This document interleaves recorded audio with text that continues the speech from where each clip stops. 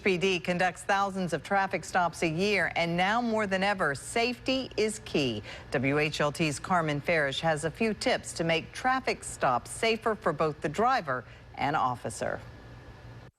You're driving and suddenly you're pulled over by police. So the reason I stopped you is I noticed you don't have a tag on your vehicle. Oh, it's right here on my seat. I lost the boat and I didn't want to lose it. Okay. You have your driver's license and insurance with you? Yes, sir. Recent officer-involved shootings have the public wondering, what should you do if you see blue lights in your rear view? Tip number 1, don't shuffle around in the car like this. Everything that you do is going to dictate the traffic stop. So the officer needs to feel comfortable when he goes up there. Lieutenant Harris Tapp says it's best to sit still and wait for direction.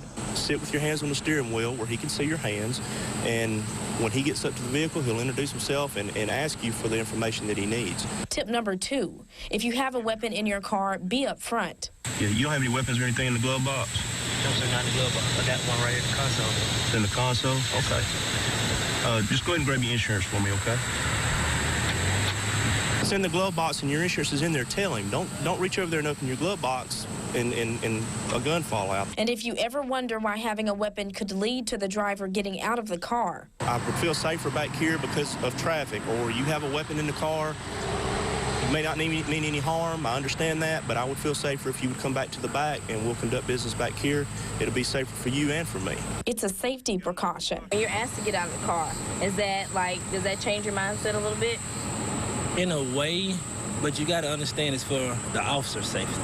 To me, that's what I believe. But how do some potential violators end up in cuffs? Every stop is an investigation, and it can be a short investigation, or it may lead into much more. Like this guy, pulled over for driving without a tag. Well, any number of things can change. You know, once you make contact with that person, you may find out that they have a suspended driver's license, or they have warrants for their arrest. The person may just become uncooperative and not want to cooperate with the officer. You know, and at some point, they may end up being jailed for that traffic offense that they were stopped for. Officers tell us each traffic stop is different and never routine, but cooperation can lead to a much smoother and safer interaction. I appreciate your cooperation. Drive careful, okay? Thank you. Connecting you to Pine Belt News in Hattiesburg, Carmen Farish, WHLT 22.